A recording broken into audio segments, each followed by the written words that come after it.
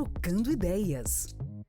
Oferecimento Hospital e Maternidade São Vicente de Paulo. Firme na campanha Novembro Azul. O diagnóstico precoce do câncer facilita a eficiência do tratamento. Hospital e Maternidade São Vicente de Paulo. Trocando Ideias. Este é um programa que não visa o debate, mas a reflexão. Nós estamos querendo conhecer e aprender também com a experiência de outras pessoas. Por isso que a gente busca estar sempre trocando ideias. O nosso convidado de hoje é de um paulista, acredite, ele nasceu em São Paulo, mas com apenas 4 anos de idade veio morar em Juazeiro do Norte, tem raízes por aqui. Morou um pouquinho em Recife, morou um pouquinho lá em São Paulo, enfim, mas é realmente um juazeirense de coração. Vamos conversar hoje com ele, que fez com que sua sanfona levasse a região do Cariri para a Europa.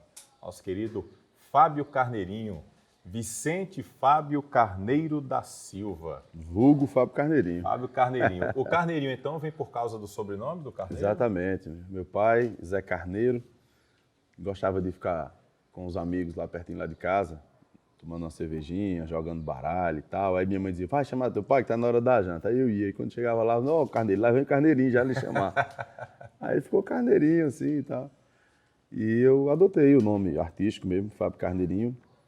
E, enfim, no começo até soou estranho para algumas pessoas, né? Inclusive para mim.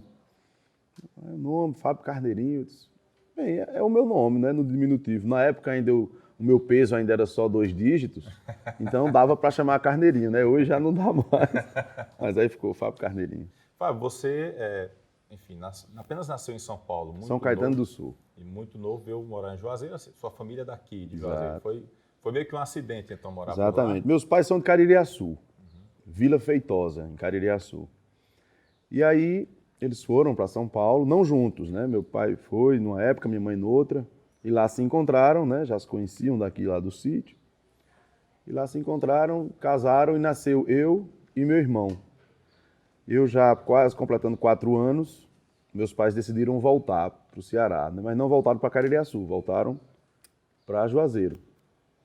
E então eu cheguei aqui com menos de 4 anos e cresci aqui, né? Então posso dizer que a tecnologia toda é caririense, né? Meus pais são daqui, eu cresci aqui, mas nasci em São Caetano do Sul, em São Paulo. E a música, como foi que entrou na tua vida?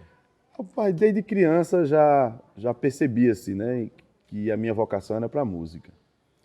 Eu já contei essa história muitas vezes. Minha mãe tinha uma banca de roupa, vendia roupa aqui no Mercado Central, em Juazeiro, no Beco da Cebola, que agora não existe mais banca lá, né? Agora são as lojas.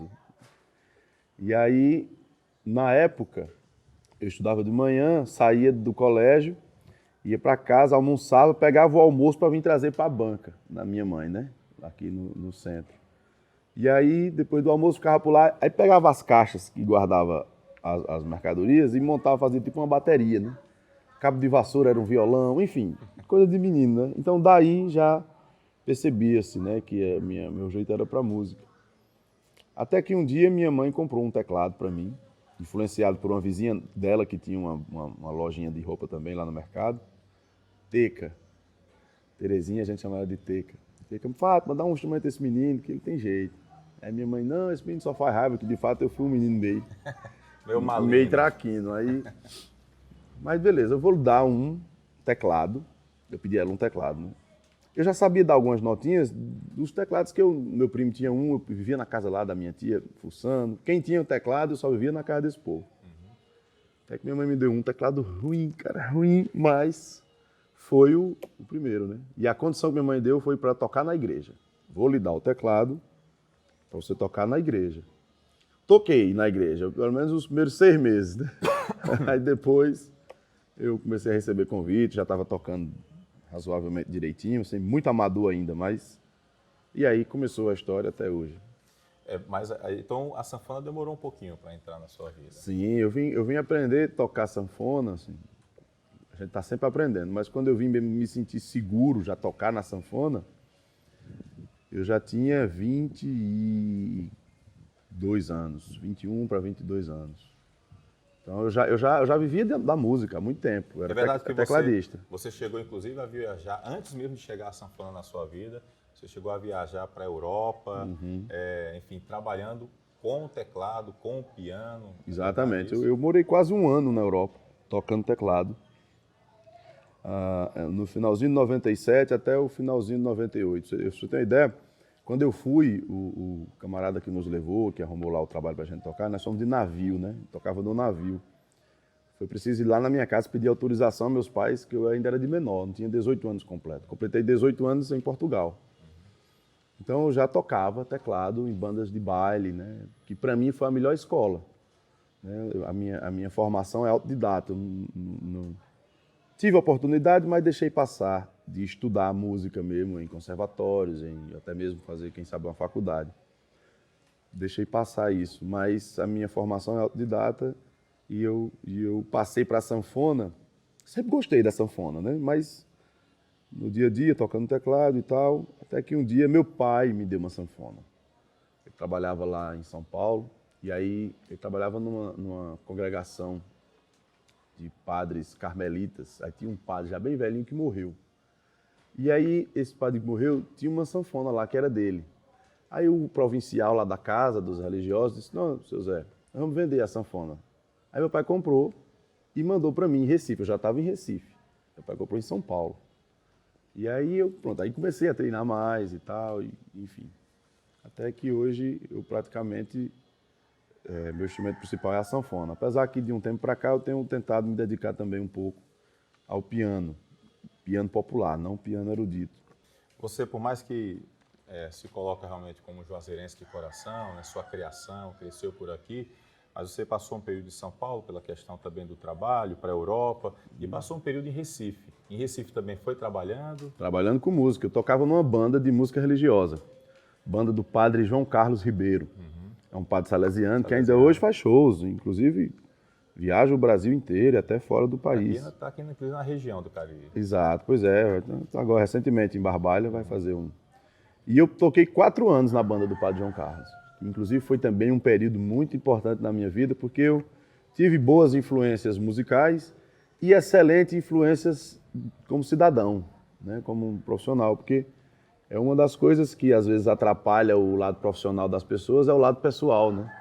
A gente conhece na nossa profissão, principalmente, excelentes músicos, mas no seu convívio pessoal não conseguem ser pessoas de fácil relação, né? Muitas pessoas adquirem alguns vícios, por ser um meio que muitas vezes se torna propício. Muita gente trabalha na noite e em ambientes que tem muita coisa lá que não é bom pra gente.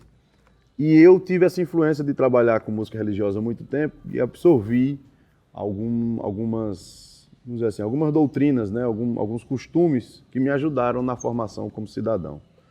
Então, muitos momentos depois que eu comecei a tocar viajando pelo mundo e em alguns momentos deparando com situações que a gente vê que é prejudicial ao lado pessoal, a formação que eu tive nesses períodos que trabalhei me ajudou a tomar decisões que não me deixaram enveredar por alguns caminhos errados. Você, então, recebeu a sanfona. E aí, como foi essa adaptação do teclado, piano para a sanfona? Rapaz, foi rápido, mas porém meio difícil. No começo, rapaz, eu já tocava teclado há muito tempo, então digamos que tinha um nível um pouco avançado como músico. E de repente você pega outro instrumento e você não é avançado, você é iniciante. Aí você quer tocar como você já toca o outro instrumento avançado. Aí foi difícil. Ter essa consciência, praticar mais e se dedicar mesmo e entender que é um instrumento novo. Apesar de ter algumas características parecidas aqui no teclado, mas é totalmente diferente aqui.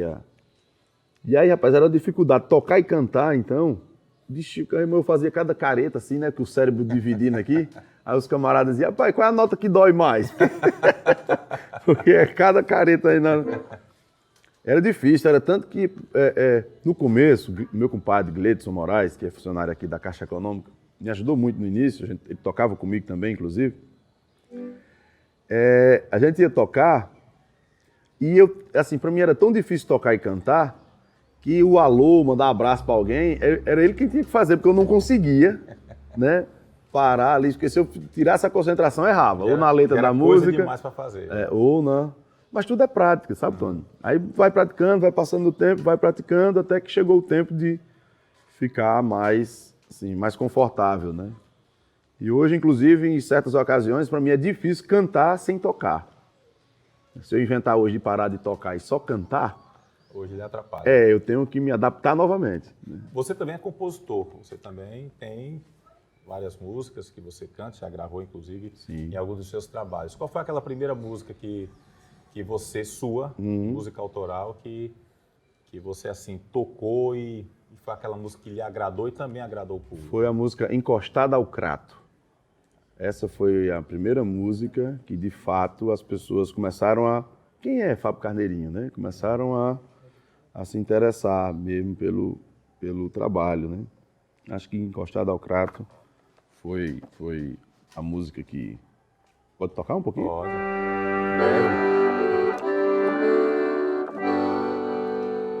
Tudo ao redor é só beleza, vejo a grandeza dessa capital. Aprendi muito, eu lhe sou muito grato, mas o melhor lugar do mundo é encostado ao crato. Mas o melhor lugar do mundo é encostado ao crato. A terra é quente e o cabra soa, mas é melhor que viver na garoa. Cidade grande, eu vou me embora e levo teu retrato, porque o melhor lugar do mundo é encostado ao crato.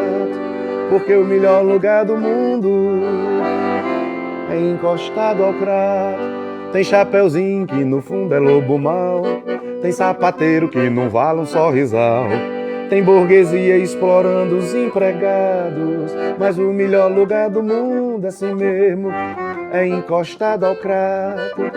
Mas o melhor lugar do mundo é encostado ao crato. Tem gente pobre que trabalha o dia inteiro, tem gente boa feito o povo dos carneiros, tem muita gente sem feijão no prato, mas o melhor lugar do mundo é encostado ao crato. Já cruzei mares, cruzei sertões, vi outras terras, outras nações. Já vi lugar onde não há desempregado, mas o melhor lugar do mundo é encostado ao crato. E a primeira vez que eu toquei essa música foi na cidade do Crato, né? Por incrível que pareça, foi num barzinho chamado Flor do Piqui, que tinha ali do lado da Praça da Sé. Eu digo, rapaz, esse negócio melhor lugar do mundo, encostado do Crato. Os camaradas do Crato não vão achar muito bom, não. Aí eu fiz a última estrofe, para poder ficar bem na fita com os conterrâneos. Diz assim: naquele tempo muito distante, era a fazenda Tabuleiro Grande. O padre Cis te levou nos braços e hoje só és um gigante, porque é encostado ao crato. E hoje só és um gigante, porque é encostado ao crato. Agradou todo mundo, não teve ninguém chateado. Levar uma carreira do Crato para o Juazeiro não é perto, não. É uma verdadeira declaração para Juazeiro do Norte, apesar que eu já vi pessoas de outros municípios que fazem ali limite com o Crato, querendo puxar um pouquinho para a sua cidade, né? Barbalha, Santana do Cariri, Nova Olinda, já vi gente ali de outros municípios também pegando essa carona. Muita gente no Crato entendia que eu cantava assim: o melhor lugar do mundo é encostar no Crato, né? Para poder puxar Não deixa de puxar também. todo mundo puxa a sardinha. Fábio, em 2001, eu como estudante da Universidade Regional do Cariri, meu amigo Evandro, e eu trabalhava na época na Rádio Setama, e ele disse: rapaz, pega esse CD aqui, de um amigo meu, toca esse CD lá na Rádio Setama, Matuto Sim Senhor. E aí eu levei, quando eu vi Fábio Carneirinho, comecei a tocar na Rádio Setama naquela ocasião, 2001, se eu não me engano, 2001 para 2002. Isso, 2002. E aí, depois, conversando com ele, ele disse que você já estava na Europa, enfim. E, inclusive, era uma época onde você não era muito conhecido daqui, né? Até muita gente achava que você era de Recife. Matuto Sim Senhor foi o seu primeiro trabalho. Foi, exatamente. Inclusive, essa música, Encostado do Crato, está nesse disco. E Evandro, rapaz, esposo da Isabel, mais conhecido como Bolinha, né, pra gente, me ajudou muito. Ele que, inclusive, tirou as fotos da capa do primeiro disco. Me deu essa força, não cobrou nada, enfim. Pelo contrário, né? Agora você aí revelando que naquela época ele já chegou com o CD, pedindo para tocar a música no rádio, ó, que é um amigo meu, enfim. Assim como o Evandro, muitos outros amigos me ajudaram muito, né? No começo, cara, no começo não. Na vida, você nunca faz nada sozinho, né?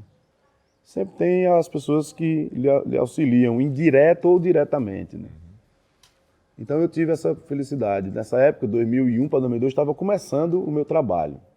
E eu fiquei tocando, né, Fábio Carneirinho, e fiquei tocando na banda do Padre João Carlos até 2004.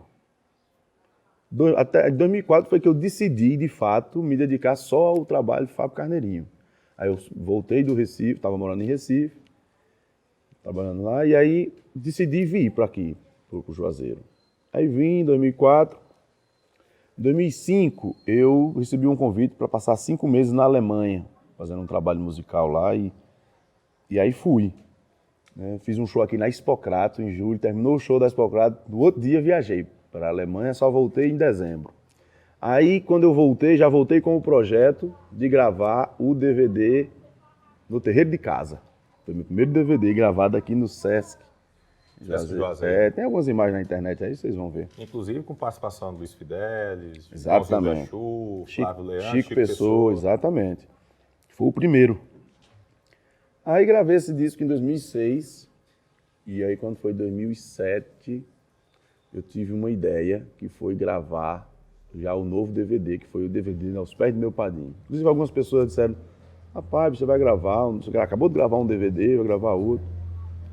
Que na época não era tão rápido. Hoje você grava um praticamente 2 por ano, né? Mas na época demorava um pouquinho. E convenhamos que, assim, esse seu DVD ganhou uma proporção em repercussão, uma coisa extraordinária, pela estrutura, pela beleza que ficou de imagem, sem contar também o seu repertório, parece que foi escolhido ali. Foi bom. Para mim, o DVD ele foi um divisor de águas. Eu passei a ser um artista depois e outro artista antes, né? A minha carreira ficou dividida entre o antes e o depois do DVD da Estátua do Padre Cícero. E aí, enfim, ainda hoje colho frutos desse trabalho, né? Santana participou, Dominguinhos participou pelo telão, e aí foi, depois gravei outros trabalhos, até que agora, 10 anos depois, 11 anos depois quase, nós lançamos outro projeto audacioso, que ainda estamos na fase de divulgação, né? Esse projeto ele já tá conhecido aqui na nossa região, mas em outras regiões ainda falta chegar, que é o DVD gravado em Paris, tá? Aos pés da Torre Eiffel, também um projeto que e às vezes eu fico olhando e não acredito, sabe? Pai, como é que acaba sai daqui? Levei 16 pessoas, uma equipe, 16 pessoas, entre músicos, técnicos, pessoal que filma, e enfim. Sair daqui para ir gravar um DVD aos pés da Torre Eiffel em Paris é um negócio... Primeiro, eu fiquei sabendo depois, né, para mim foi uma surpresa inclusive boa, que nunca ninguém tinha gravado, tendo a torre como cenário. Lá acontecem shows, direto, mas um DVD gravado, se Elton John quiser gravar lá agora, ele não é mais o primeiro. O primeiro está aqui no Cariri. Ele está limitando. Inclusive, uma amiga, minha comadre, William, mora na Alemanha, e ela veio para a festa de Santo Antônio, você estava inclusive cantando lá, Sim. E ela falando, né, como as pessoas lá na Europa falam bem do seu trabalho. Né? Ou seja, você é uma pessoa que já ganhou um público também na Europa e que não necessariamente são de brasileiros que estão morando lá, mas muito estrangeiro curte muito seu trabalho. Exatamente. O DVD, se você assistiu o DVD gravado em Paris, a maioria das pessoas são europeus que estão lá assistindo, dançando. Não é um DVD com multidão, é um DVD intimista, né? Lá devia ter, sei lá, entre 80 a 100 pessoas só, né? Dentro do contexto do DVD. E dessas 100 pessoas, talvez 70 são europeus. E eu tenho participado, vou tocar agora, vou dizer em primeira mão, fui convidado semana passada para participar do Festival de Inverno de Forró, que é na Rússia. Acontece em janeiro, no alto inverno mesmo. Previsão de temperatura é -15, -18. Mas a galera se junta no lugar aquece e dança forró. E então, nós vamos participar agora em janeiro do Forró Festival, o Winter Festival, que é Festival de Inverno. E lá só tem russo, isso é promovido por russos, né? Na Rússia não tem brasileiro nenhum. Os brasileiros são convidados para ir. Quem promove, quem dança, quem faz tudo são europeus. Então, isso é uma coisa incrível, cara. Eu estive lá 2 anos atrás, não no festival. Fui participar de um evento em São Petersburgo e depois em Moscou. Não tinha um brasileiro. O único brasileiro que tinha era eu. Aí me acompanhou um zabumbeiro e um triangueiro russos. Tocando legal, né? Claro, não é como nós aqui, mas dentro de um padrão melhor do que muitos músicos que eu conheço aqui da nossa região, sabe? Então, isso, cara, mostra que a nossa música ela não tem fronteiras, né? E tá só começando. Cara, o que tem já de gente aí viajando a Europa, tocando forró, tem se tornado um circuito muito bacana. Ele é muito bairrista, sabe? Isso às vezes eu vejo como uma coisa negativa e às vezes vejo como uma coisa positiva. O lado negativo é que quando a coisa é muito bairrista, ela tem valor, ela é genuína, ela é forte, mas ela não se expande.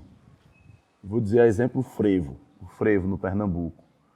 No carnaval, em Olinda, é frevo. E é massa, tem que ser aquilo mesmo. Só que o frevo é isso naquele momento, naquele lugar. Não é no mundo, não é consumido no mundo como é consumido lá. Então o bairrismo, às vezes, proporciona isso. Deixa forte, mas naquele lugar onde é a origem. E, por outro lado, o lado bom é que não morre. Permanece. Às vezes também você abre e inova, porque você tem que inovar para poder ganhar outras vertentes. Claro, você não perde as características, mas você tem que ir beber de outras influências. Faz uma adaptação. E naturalmente você começa a fazer coisas de acordo com as novas influências que você respira. Então o forró ele tem acontecido isso na Europa, ele tem crescido lá, mas dentro de guetos muito bairristas, né, que não permite outra coisa, não permite, tem que ser sanfona, zabumba e triângulo, tem que tocar as músicas antigas, né, da época de Jacques do Pandeiro, de Gonzaga, e sobretudo aquelas músicas que o povo nem conhece. Quanto mais assim desconhecido e antigo, melhor eles acham. E, Fábio, você me chamou também a atenção um trabalho que você fez com o Padre Zezinho, que inclusive por problemas de saúde diminuiu muito a exposição, né? E é um padre que tem trabalhos belíssimos na música, dentro de pregações da Igreja Católica. Como foi esse trabalho que você fez com o Padre Zezinho? Convenhamos, hoje não é todo artista, aliás, já de há um tempo para cá, não é todo artista que tem esse contato com o Padre Zezinho, até para elaborar um projeto. Pois é, cara, eu fui um cara privilegiado, sabe? Eu conheci o Padre Zezinho na época que trabalhava com o Padre João Carlos. Então, quando ele vinha aqui no Nordeste, aí me convidava, às vezes, para tocar na banda e acompanhava. E aí criou um laço forte e ele começou a gostar do meu jeito de tocar, da minha música. Até que um dia ele me convidou para gravar um disco. Não para, assim, na época eu entendi que era para produzir o disco, fazer os arranjos e ele cantar. E assim eu fiz. Quando eu produzi os arranjos e tal, e mandei para ele, ó, só precisa colocar a voz, a parte instrumental já está toda. Aí ele disse, não, quem vai cantar é você, comigo. Eu disse, eu sim. Inclusive, eu vou cantar umas 2 ou 3 músicas só com você, o resto é você. Eu digo, mas padre, Aí eu fiquei até, pô, que negócio que caiu do céu, né? Aí gravei, e o disco foi campeão, foi indicado em 5 categorias e ganhamos 3. No prêmio Louvemos o Senhor, que é o maior prêmio da música católica. Cara, e foi excepcional. Estive com ele agora e nós já estamos com um novo projeto, deve sair. Não sei se esse ano dá tempo de sair, mas a gente está gravando algumas coisas aí, não posso dizer muita coisa, porque a gravadora ainda vai escolher o que é que vai ser lançado, que é as Paulinas, que é a gravadora do Padre Zezinho. A gente está produzindo e em breve está vindo. E eu, dito isso, eu me considero um cara abençoado, porque foi uma coisa que veio para mim assim, do céu, né? Não foi um projeto que eu idealizei e fui atrás. Não, veio mesmo para mim. E aí, sim, aí é que eu digo, é sorte, é sorte, mas se você tem que estar preparado, porque se você não está, é azar. Né? Então, eu agradeço a Deus por estar preparado na hora que caiu para mim. Dá para tocar um trecho de uma das músicas que está nesse CD que você cantou com o a, Padre Zezinho? a mais pedida, que é...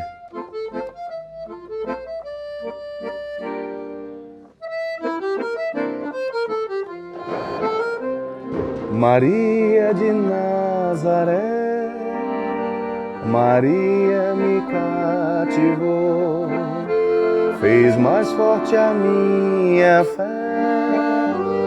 e por filho me adotou. Às vezes eu paro e fico a pensar e sem perceber me vejo a rezar. Meu coração se põe a cantar pra Virgem de Nazaré. Menina que Deus amou e escolheu pra mãe de Jesus, o Filho de Deus. Maria que o povo inteiro elegeu, Senhora e Mãe do céu. Ave Maria, Ave Maria, Ave Maria, Mãe de Jesus. Belíssima música do Padre Zezinho. Qual foi a maior loucura que você fez na vida? Vixe, vou começar pela ruim. A maior loucura que eu fiz na vida ruim foi ter parado de estudar cedo. E a melhor loucura que eu fiz na vida foi largar o emprego que eu tinha fixo, ganhando meu salarinho, que dava para me viver tranquilamente bem, e me dedicar totalmente à minha música, independente de se ia dar certo ou não. Porque quando eu decidi parar com os outros trabalhos e focar só no meu, era incerto. Inclusive, tinha mês, ainda tem, né? Mas na época era mais. Tinha mês que o dinheiro não dava para cobrir as despesas do mês, né? Então... Foi um chute pro escuro. Foi. Então, as duas maiores loucuras foi essa. A boa foi ter mesmo acreditado no meu trabalho e ter coragem e encarar o negócio. Mesmo ainda estando iniciando. E a ruim foi ter parado de estudar. Porque dá. Tudo é questão de prioridade. Ah, mas eu comecei a viajar, comecei enfim, a música me levou para outros caminhos. E aí eu decidi parar de estudar para viver isso intensamente. Mas hoje eu vejo que é possível viver isso intensamente e sem parar de estudar. Um exemplo muito forte para isso é o povo que vive nos circos. Aqui em Juazeiro teve um circo, que eu fui conhecer lá o trabalho, vi a matéria. Eles viajam o Brasil inteiro, mas os jovens estudam. Onde eles chegam, eles vão na escola e se matriculam e estudam aquele tempo que está lá. Consegue não sei como é o método que faz isso ser possível, mas eles fazem. Então, eles vivem pelo meio do mundo, mas não param de estudar. Então, cara, você que está aí pensando em parar de estudar, hoje em dia só para mesmo quem quer, cara, porque as oportunidades estão aí, você pode estudar, inclusive, até à distância, né? Então, foi a loucura ruim que eu fiz, foi parar de estudar cedo. Como é que você se relaciona com a morte, Fábio? Cara, a morte, velho, é uma coisa que tem hora que eu me relaciono bem com ela, mas tem hora que eu fico na dúvida, né? Eu já estou consciente de que é a certeza da vida, é a morte. Então, quando morre alguém próximo, até o povo lá de casa fica brigando comigo. Cara, eu não consigo sentir, assim, aquele luto. Apesar que nunca morreu, assim, um irmão, né? Meu pai e minha mãe são vivos, enfim. Nunca morreu uma pessoa. O mais próximo que morreu meu foi primo e também tios, avós, os avós. Mas eu não sinto aquela dor que eu vejo muita gente sentindo, sabe? Não sei se eu vou sentir isso quando morrer alguém próximo. Sei que eu não vou sentir quando eu morrer, né? Morrer já tá. Mas a minha relação com a morte dos outros é essa. Eu não fico, ah, meu Deus, acabou-se tudo, não. Eu entendo que aquela ali é a certeza. Mesmo sendo de forma trágica. Tem horas que eu fico pensando, cara, que aquele provérbio antigo chinês, ele é certo, né? Não existe acidentes. Tudo está dentro de um propósito. Acontece porque aquilo tem que acontecer e aquele acontecimento desencadeia uma série de outros acontecimentos que são necessários, né, na humanidade. Então, com a relação da morte dos próximos, eu vejo assim, eu fico ali triste, mas no outro dia passa. Agora, em relação à minha morte, eu estou satisfeito, cara, se eu morrer amanhã. Eu sou um cara saudável, né? Saudável, que eu digo assim, que eu saiba, eu não tenho nenhum problema. Eu não estou sofrendo com problema de saúde. Na minha casa ninguém tá. Nem minha mulher, nem meu filho. Eu não tenho patrimônios materiais, mas o patrimônio que eu sempre quis ter, eu carrego com ele toda hora, que é o meu dom de tocar. Eu sei tocar. Se levar tudo que eu tenho, eu ficar sem roupa, sem nada, eu consigo viver. Eu tenho perspectiva de viver. Eu tenho como ganhar o sustento, sem precisar pedir, nem mendigar. Então, cara, eu sou um cara rico. Não me falta nada, bicho, nada. Eu tenho projetos.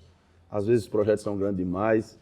E aí, quando eu vejo que é grande demais, eu piso no freio e arrumo outro. Mas, então, assim, como a minha vida é tão boa, onde eu vou ficar é triste se a morte me levar. Eu não vou poder realizar tanta coisa que eu tenho. Mas se for, também já estou muito satisfeito, porque minha vida é e foi muito feliz. Você mente? Minto. Que ocasião? Vixe Maria. Rapaz, tem ocasiões que você... É engraçado, cara. A gente ensina pro filho da gente não mentir. Hoje mesmo eu menti pro meu filho. Assim, a mentira... Ela tem pessoas que nascem com um problema, um distúrbio, isso é um problema clínico. É o dom da mentira? Isso é um problema clínico, né? A ciência diz que é um problema clínico.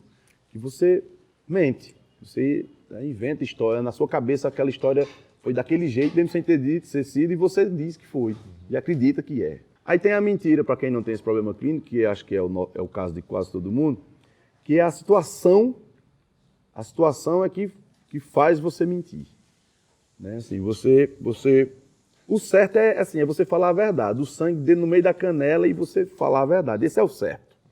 Não existe outra coisa mais certa do que essa. Mas existem mentiras que você faz no cotidiano, no dia a dia, que evitam um mal maior.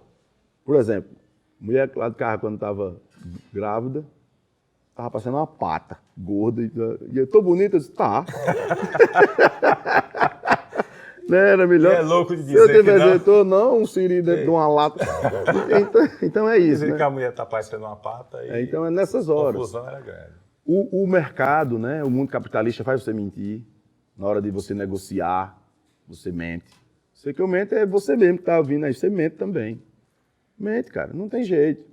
Então, assim, isso é um trabalho que a humanidade deve fazer constantemente, né? Tem pessoas que conseguem encontrar formas de vida e técnicas que conseguem mentir menos no dia a dia. Mas o que eu peço a Deus é não prejudicar as pessoas por conta de alguma mentira que eu faça. Essa mentira prejudique a mim mesmo. Isso é o que eu peço a Deus. Aqui eu ficar tranquilo, você está falando a verdade. Nesse momento eu estou. Como a gente está encerrando o papo e, enfim, queria que a gente buscar muito e muito tempo para conversar, eu queria duas coisas suas. A primeira, que você tocasse uma música. Nós estamos aqui na Cantina Zé Ferreira, em Juazeiro. Exato. E aqui atrás é um palco, né, que você inclusive apresentou, inclusive começou a apresentar um projeto novo. Não foi com a sanfona, né? Foi até com outro instrumento, com o piano. Mas como a gente não está aqui com o piano, você está com a sanfona, eu queria que você tocasse uma música, seja mais ou menos uma música de encerramento desse bate-papo, e que você tocou aqui naquela noite aqui na Cantina Zé Ferreira, né, que foi nesse projeto onde o Flávio Carneirinho se apresentou de forma mais clássica para o seu público. Então, eu queria que você fizesse isso. Obrigado, Tony. E tocasse para a gente. Obrigado. Na verdade, o projeto Nordestinamente Clássico, que é com o piano, são as músicas que eu toco na sanfona. Só que com piano. Só que com piano. Então, as músicas que, inclusive, é que o povo mais pede, essa aqui, ó. Já tá fazendo parte da minha vida. Já entra lá em casa quando bem quer. Deita, dorme, sonha na minha cama. Me abraça, me beija e me ama. Bem cedinho faz o meu café. Outra que o povo pede é essa aqui, ó. Não vou mais errar com você. és meu beija-flor bem querer. Me perdoa e volta pra mim. Sempre vou te amar, querubim. Primeira, e o segundo pedido, e último, é que você imagine, Fábio, que você está no topo do mundo e que a humanidade inteira está observando você. Queria que você olhasse para esta câmera e pudesse deixar uma mensagem para a humanidade. É essa oportunidade que você tem de deixar a mensagem para a humanidade inteira. Só porque eu pensei de cara, você dizer, aí dentro! E não deixa de ser uma mensagem. Cara, bicho, eu tenho percebido uma coisa bacana em mim, que eu diria, talvez, para as pessoas. Cara, eu tô ficando cada vez mais livre de preconceitos. Como? Eu passei muito tempo me preocupando e me incomodando e dedicando energia às merdas que algumas pessoas fazem. Na música, por exemplo. Toca uma música fazendo sucesso, aquela música pra mim é horrível e pô, como é que pode? Uma merda dessa fazer sucesso, cara. Um negócio que tá incentivando aí o povo a viver sem limite e tudo, o cantor não canta que presta, a banda não toca que presta. Eu comecei a parar de me preocupar com isso. Porque essa minha reclamação não muda em nada o mundo. Não muda em nada. O cara não vai cantar melhor porque eu estou reclamando. O povo não vai deixar de ouvir porque eu estou reclamando. Então, eu estou começando a ficar livre disso, graças a Deus. Eu queria ter acontecido isso mais antes, porque eu tinha aproveitado melhores oportunidades. Então, o que eu diria à humanidade? Faça o seu da melhor forma possível. Se tem alguém que está fazendo o que você faz e que tem mais notoriedade e você julga que ele está fazendo pior do que você e mesmo assim está fazendo mais sucesso que você, cara, isso aí é um problema seu, não é dele. Então se preocupe em fazer da forma melhor possível o que você faz, independente que tem outros fazendo pior e tendo mais lucro. Cada um tem que fazer o seu melhor e não se preocupar com a merda que os outros fazem. Então isso é o que eu diria ao povo nesse momento. Fábio Carneirinho, que inclusive vai ser samba enredo em Barbalha, na Unidos do Morro, em 2020. Imagine só, rapaz. Tô achando que vamos botar para sair na ala das baianas. Eu tô ficando cada vez mais gordo. Mas já tá preparado já para dar com samba no pé? Pois é. Rapaz, ainda não. Mas agora, nos próximos dias, aguardem. Haverão alguns eventos, né? Que vai ser o lançamento do samba enredo, vai ter o lançamento de algumas etapas do desfile. E nesse momento eu vou me fazer presente lá e vou tentar aprender algumas coisas para sambar. Tem tempo daqui para lá? Tem tempo. Pronto, Vicente Fábio Carneiro da Silva. Vicente Fábio Carneiro da Silva. Fábio Carneirinho, o homem que nasceu em São Paulo por erro de percurso, veio para Juazeiro, morou em São Paulo, morou em Recife, foi para a Europa, enfim, levou o forró nosso para a Europa, mas que em fevereiro... É fevereiro o carnaval, né? Final de fevereiro. Finalzinho de fevereiro vai estar com a samba no pé no Sambódromo em Barbalha, com a Unidos do Morro. Exato, um abraço para todos. Fábio Carneirinho, obrigado pela sua presença aqui conosco. Obrigado. Foi muito bom bater um papo e conhecer um pouquinho mais do Fábio Carneirinho, que muita gente às vezes não sabe. Né? Exatamente. Existe. Olá, amigos, estamos encerrando a primeira temporada do Trocando Ideias. Quero agradecer a você que nos acompanhou semanalmente com todas as entrevistas. Quem quiser acompanhar, quiser assistir novamente uma entrevista, pode entrar no YouTube, no Facebook ou no próprio site do Badalo. Todas as entrevistas desta primeira temporada do Trocando Ideias estão à sua inteira disposição, tá bom? Obrigado pela companhia e até a próxima temporada.